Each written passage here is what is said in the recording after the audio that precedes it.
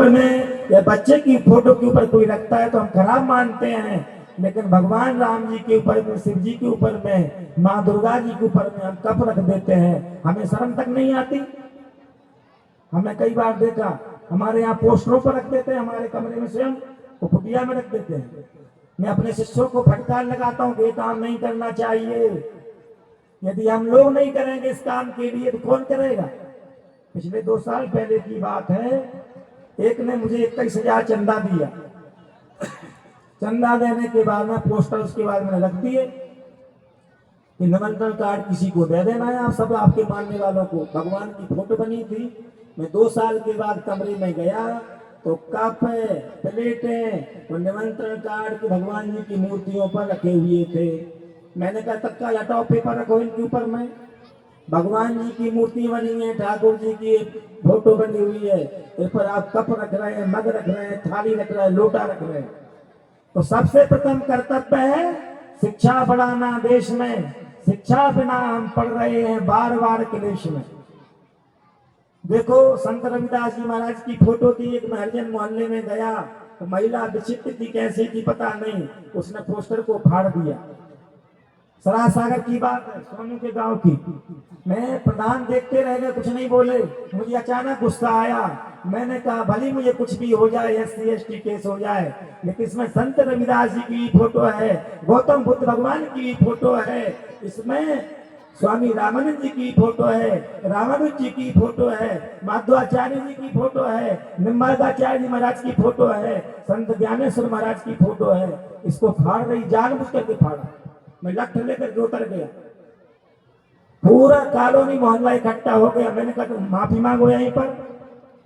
मैं इस बात के लिए उत्तर प्रदेश के मुख्यमंत्री तक पहुंचाऊंगा कि आपको शर्म आना चाहिए कि आप लोगों के रहते हुए भगवा को हटाया जा रहा है और नीला झंडा लगाया जा रहा है। भगवा झंडा सर्वत्र होना चाहिए।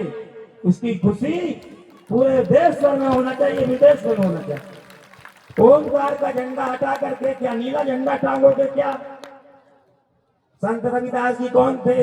भगवान राम जी के उपासक थे। नारायण गुरु कौन थे? नारायण गुरु का जन्म तथाकथित अछूत जाति में हुआ था, लेकिन भगवान की भक्ति करके उन्होंने परमपिता परमात्मा को प्राप्त कर लिया। तो हमारा आदर्श कौन है? हमारे आदर्श संत शिरोमणि रविदास जी महाराज हैं, संत वाल्मीकि जी हैं, महर्षि वाल्मीकि जी हैं। हमारे आदर्श वो नहीं हो सकते हैं जिन्होंने कहा हो कि मैं रामकृष्ण को की पूजा नहीं करूंगा, मैं उनका नाम नहीं लूंगा। नहीं नहीं, नारायण गुरु का भी अपमान हुआ था पंडितों के द्वारा, लेकिन उन्होंने अपने धर्म का परित्याग नहीं किया। वो हिंदू धर्म के लिए बढ़ाने में ही लगे रहे। एक बात कहते मैं अपनी वाणी को विराम दूंगा। जगजीवन सिंह रक्षा मंत्री थे, उनसे लोकसभा में पूछा गया कि भीमराव अंबेडकर ने बौद्ध धर्म अपना लिया, हिंदू धर्म छोड़ दिया। हालांकि बौद्ध धर्म भी हिंदू धर्म का ही अंग है, लेकिन आपके जीवन में भी अपमान के क्षण आए होंगे, लेकिन आपने हिंदू धर्म का परित्याग क्यों नहीं किया? जगजीवन साहब ने कहा, जगजीवन राम जी ने कहा, रक्षा मंत्री ने कहा, मैं काशी हिंदू विश्वविद्यालय में छात्र था, मेरी तबीयत अचानक खराब हो गई, कोई मेरे पास में आने को तैयार नहीं था, क्योंकि मेरा जन्म हरिजन परिवार में हुआ था। लेकिन एक दिन महामना पंडित मदन मोहन मालवीय जी को मालूम चला कि जगजीवन की तबीयत खराब है, वो मेरे पास में आए। उन्होंने मेरे पैरों पर तेल से मालिश किया, सिर दबाया, दवाई लाए, 1 महीना मेरी थाली धोए। बताओ मैं कैसे हिंदू धर्म का परित्याग कर सकता हूँ? मैं हिंदू धर्म का परित्याग कभी नहीं कर सकता हूँ। तो हमारे सामने जो गलत उदाहरण पेश किए जाते हैं कि पंडितों ने सताया है, ठाकुरों ने सताया है और रामकृष्ण की वो निंदा करने लगते हैं, और सरकार भी इस दंगे नाच को देखती है। तो सारी सरकार देख रही है भीम आर्मी क्या नहीं कर रही है। रात दिन भगवान देवी देवताओं के खिलाफ में आपत्तिजनक टिप्पणियां होती हैं, तो सारी सरकारें देखती रह जाती हैं। लेकिन महामना पंडित मदन मोहन मालवीय जी का जो उद्घोष वाक्य था वो था कि सारे सनातनी एक हैं, इसलिए उन्होंने ब्राह्मण विश्वविद्यालय नहीं बनाया, क्षत्रिय विश्वविद्यालय नहीं बनाया, न वैश्य विश्वविद्यालय नहीं बनाया, अपने नाम से विश्वविद्यालय नहीं बनाया, उन्होंने बनाया काशी में काशी हिंदू विश्वविद्यालय। इसलिए एक प्रसिद्ध मुस्लिम शायर को लिखना पड़ा कि सर सैयद अहमद खान ने दाढ़ी रखी शन की सी, मगर वो बात कहाँ पंडित मदन मोहन मालवीय की सी। ना सर सैयद अहमद का मुकाबला कर पाए, न कोई जातिवादी व्यक्ति मुकाबला कर पाया। सनातन की एकता को एक सूत्र में पिरोने वाले महामना पंडित मदन मोहन मालवीय जी ने यह कार्य करके दिखाया। इसलिए मेरी प्रार्थना है कि भगवा ध्वज पूरे विश्व में फैलना चाहिए।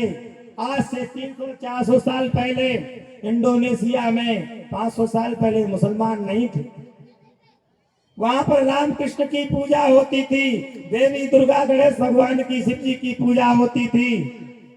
यहाँ तक कि भारत के प्रथम प्रधानमंत्री पंडित जवाहरलाल नेहरू जी इंडोनेशिया गए तो वहां के राष्ट्रपति की संतान हुई थी।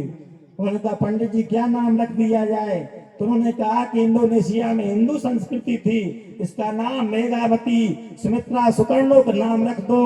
और वह जाकर के महिला राष्ट्र प्रधानमंत्री बनती है और 20 साल तक राज्य करती है। मुसलमान देशों में भी नाम क्या रखा गया, मेघावती सुमित्रा सुकर्णो। आप इंटरनेट पर सर्च कर सकते हैं। आज से 20-25 साल तक जो हिंदुस्तान में नहीं हो पाया वो इंडोनेशिया में हुआ।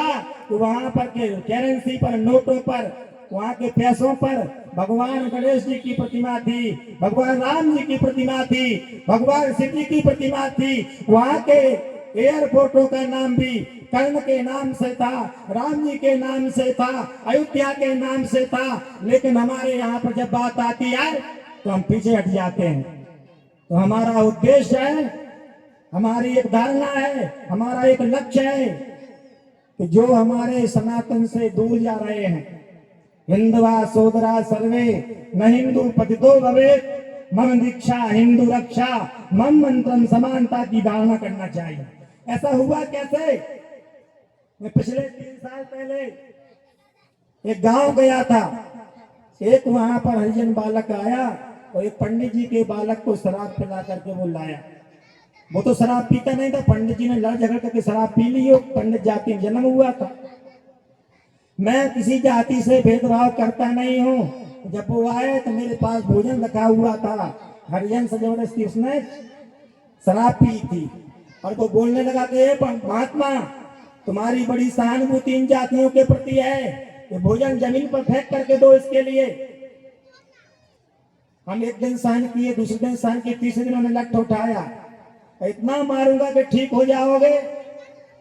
इस मानवता का हनन है, सनातन का हनन है कि तू शराब पीने वाला उसकी शराब पी करके भी आया है, उसके साथ बैठ करके आया है, तेरा ब्राह्मण जाति में जन्म हुआ है, लेकिन उसका जीवन साफ सुथरा है, तो प्रताड़ित करना चाहता है। नहीं, प्रताड़ित करने के कारण से हमने हमारा स्वभाव बना लिया कि भैया हम अपना गेट नहीं खोलेंगे, भले हमारे भवन टूट जाए। और आज क्या हो रहा है, मोदी से लेकर के योगी तक कोई भी ऐसी पार्टी नहीं बची जो अम्बेडकर की पूजा नहीं कर रही हो। उसी अम्बेडकर के लिए आपने काले राम मंदिर से भगा दिया, आज उसका एक अलग से धर्म बन गया। पूरे भारत में जहां तहां देखो, तेलंगाना, आंध्रा से, महाराष्ट्र से लेकर उत्तर प्रदेश तक, ऐसा कोई चट्टी चौराहा नहीं है जहां वो प्रतिमा नहीं बनी हो। वो अलग से भगवान अम्बेडकर लगन चल रही है। राम नाम सत्य की जगह पर भीम नाम सत्य हो रहा है। ये क्या हो गया? ये समाज जा कहां रहा है? सरकार से कभी कभी मुझे प्रसन्न होना पड़ता है कि आपके कारण से ऐसा हो रहा है क्या? राम नाम सत्य की जगह पर भीम नाम सत्य बोला जा रहा है। पूरे इंटरनेट पर हजारों वीडियो डाले जा रहे हैं। कोई किसी के ऊपर में व्यक्तिगत टीका टिप्पणी कर देता है, मानहानि का केस हो जाता है, लेकिन सनातन के ऊपर में नाना प्रकार के लाछन लगाए जाते हैं, गालियां दी जाती हैं, लेकिन हमारे कान में जू तक नहीं लगती, न सरकार के कान में जू लगती। तो मेरी प्रार्थना है, ना हमें किसी से छुआछूत मानना है, लेकिन जो हमारे पास से चले गए हैं उनको मिलाने का प्रयास करना चाहिए। तो भावी भविष्य में ये लोग हमारे लिए सबसे विद्वेषजनक कार्य करने वाले होंगे। मैंने ऐसा कई जगह पर हजारों गांव में जाकर के इस अलग को जगाने के लिए प्रयास किया है। मेरी आवाज दूर दूर तक नहीं जा सकती है, क्योंकि ना तो मीडिया मेरे पास में है, ना धनतंत्र मेरे पास में है, लेकिन जब तक जीऊंगा इस काम के लिए करता रहूंगा। मेरे लिए 100 बार हार मिले तब भी करता रहूंगा। इसलिए मैं इस बात को दोहराता हूँ कि राम कृष्ण के भक्त कभी नहीं हो सकते असक्त। उठो हिंदुओं हुआ प्रभात, आज चार्ल्स विलियम डेरेस्ट करके साधन सजग सचेष्ट। जिस हिंदू संस्कृति का मान सम्मान पूरे विश्व में था, चीन, Japan, Korea, Manchuria, Libya, Lebanon, कागो, जेरे, जमाइका, सूडान, खार्तूम, अरब देश से लेकर के बहरीन तक, ऐसा कोई विश्व का देश नहीं था जहां पर संस्कृति नहीं पहुंची थी। वो सब जगह प्रचार प्रसार था। आज हम कमजोर क्यों हो रहे हैं? कहने के लिए बहुत कुछ है, लेकिन समय हो चुका है। महाराज जी आरती करेंगे, तत्पश्चात प्रसाद वितरण होगा।